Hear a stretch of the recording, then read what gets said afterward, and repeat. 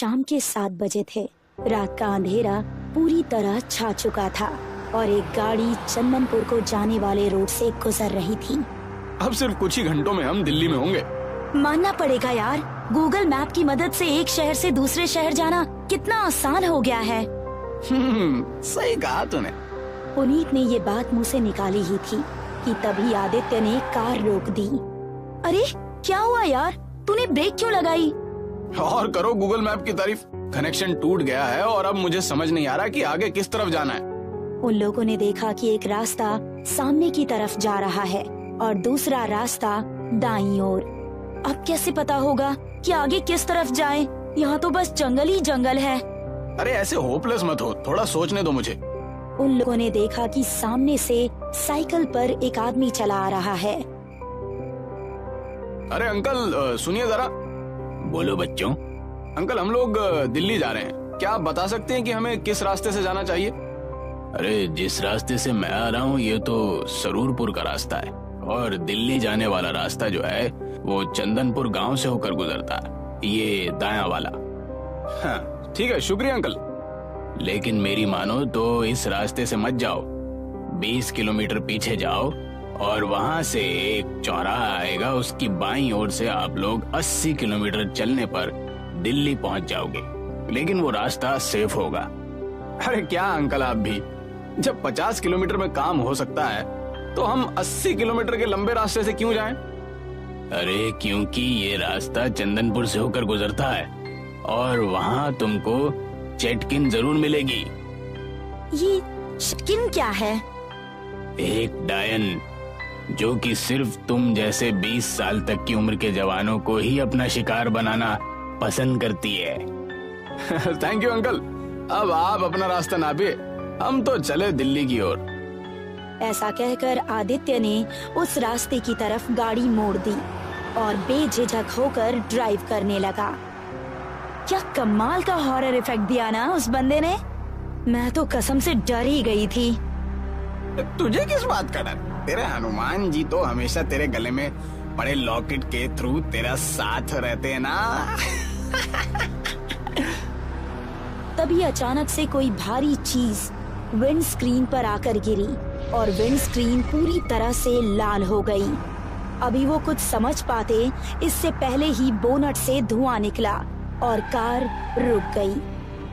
अरे सब जल्दी से बाहर निकलो, कार ब्लास्ट हो सकती है।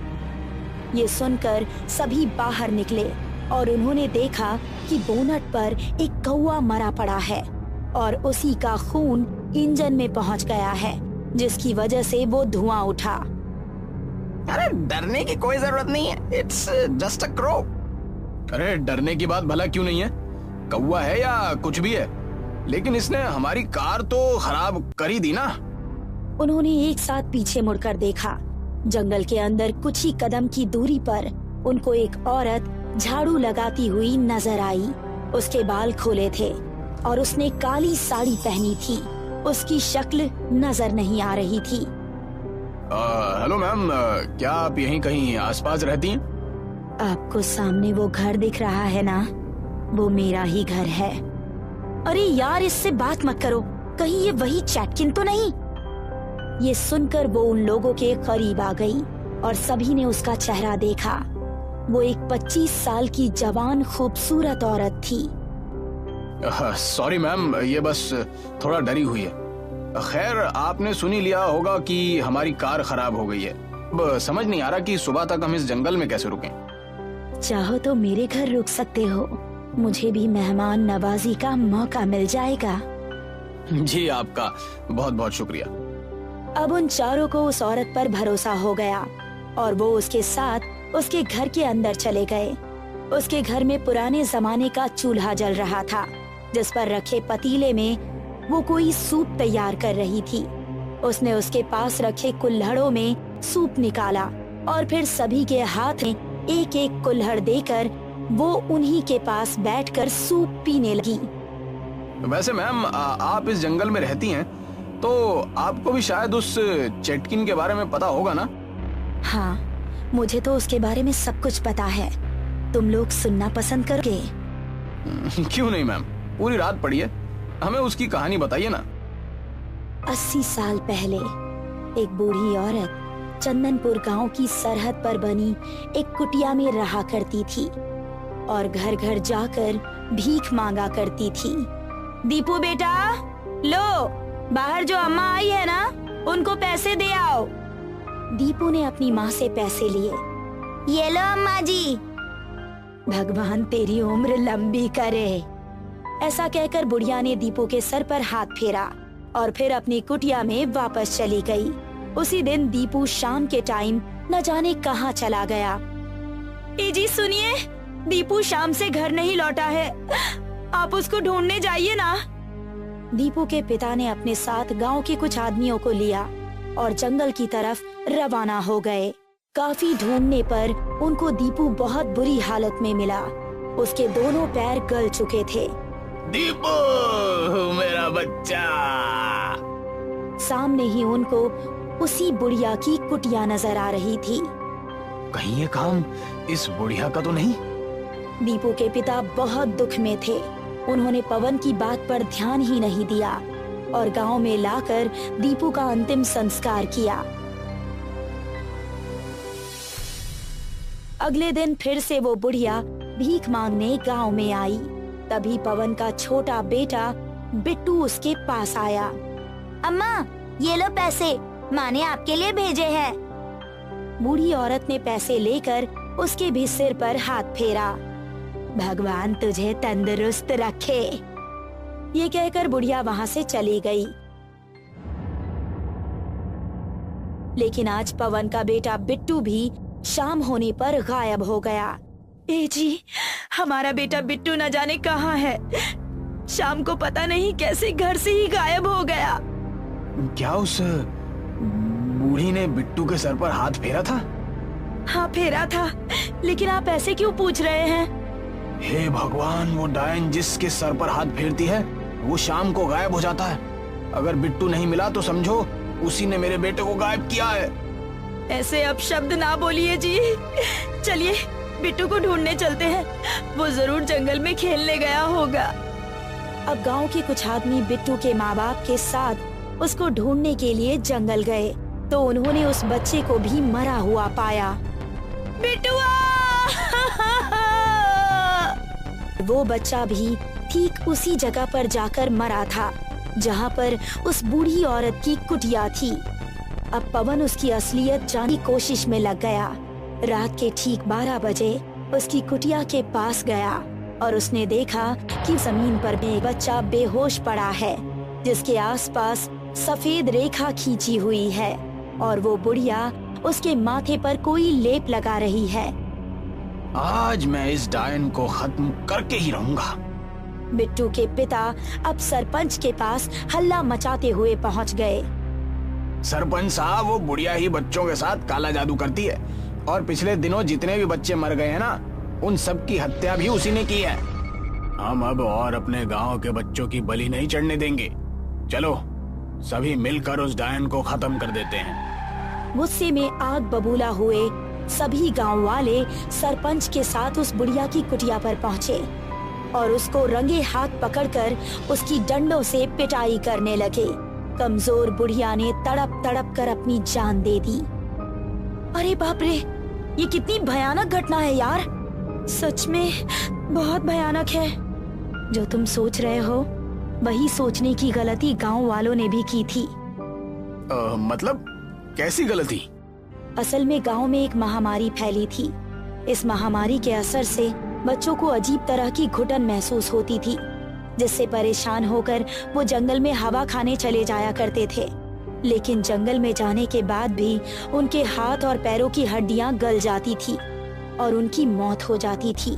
वो बेचारी बुढ़िया उस रात किसी बच्चे को बचाने की कोशिश कर रही थी, लेकिन गांव वालों ने बिना सोचे समझे ही उसको दोषी करार देकर उसे खत्म कर दिया। ओह माय गॉड, इतनी बड़ी गलती। वो बुढ़िया एक अच्छी इंसान थी, लेकिन उसके बारे में गांव वालों ने बहुत ही घटिया बात सोची, इसलिए मरने के बाद वो चैटकिन बन गई है और 20 साल से कम उम्र के बच्चों को वो खत्म करने लगी और इसी तरह पूरा गांव उजड़ गया और एक जंगल में बदल गया। क्या चैटकिन अभी भी इस जंगल में भटकती है? हाँ भटकती है। उसकी पहचान ये है कि रात के 12 बजे वो अपने असली रूप में आती है और अपनी उसी कुटिया के पास झाड़ू लगाती है। लेकिन आप तो हमें 8 बजे झाड़ू लगाती हुई मिली और आप जवान भी हैं। इसका मतलब हम सेफ हैं। तो ठीक है, तो अब आप लोग चैन से सो जाओ और आपको सुबह नाश्ता करवाकर मैं विदा करूंगी। ऐसा कहकर वो औरत एक कमरे में चली गई। कितनी डरावनी कहानी थी ना यार। बस सुबह हो जाए, उसके बाद तो इस तरफ हम कभी भटकेंगे भी नहीं। ये तय करके चारों लेट गए। उनमें से 3 आराम से सो गए, लेकिन न जाने क्यों शर्लिन को नींद ही नहीं आ रही थी। यार इतनी गर्मी क्यों लग रही है मुझे यहाँ, दूसरे कमरे में जाकर सोती हूँ। ये कहकर शर्लिन उठी और एक कमरे में पहुंची जहाँ एक बड़ी सी खिड़की थी। खिड़की के पास लेटकर ठंडी हवा के झोंकों से उसको अच्छी नींद आ गई। अचानक तेज झाड़ू लगाने की आवाज से आदित्य, पुनीत और मनीषा की आंख खुल गई। तीनों ने एक साथ दरवाजे की तरफ देखा और नजर आया कि वही काली साड़ी पहने हुए एक बूढ़ी औरत चौखट पर झाड़ू लगा रही थी। उसकी आंखें लाल थी, बाल बिल्कुल सफेद थे। उन तीनों को कुछ समझ ही नहीं आ रहा था कि कहाँ जाएं। आ जाओ मेरे बच्चों, आज बहुत दिनों के बाद मेरी प्यास बुझेगी। ऐसा कहकर उसने एक पंजा आदित्य और पुनीत के मुंह पर मारा और फिर मनीषा को पकड़कर उसकी गर्दन में दांत गाड़कर उसका खून चूसने लगी। मनीषा की बॉडी कुछ ही पलों में सूखकर सफेद पड़ गई और उसकी जान चली गई। शर्लिन की आंख खुल गई और सामने का मंजर देख उसकी सांसें थम गई। 2 दोस्त मर चुके थे और तीसरे दोस्त पुनीत के पास बैठी चैटकिन उसके कंधे से मांस नोच नोच कर खा रही थी। अरे तुझे तो मैं भूल ही गई थी, अच्छा हुआ तू खुद ही सामने आ गई। शर्लिन बहुत तेज भागी और जब तक वो चौराहे तक नहीं पहुंची जहां से उन्होंने टर्न लिया था, वो रुकी नहीं, वहीं पर आकर बेहोश हो गई।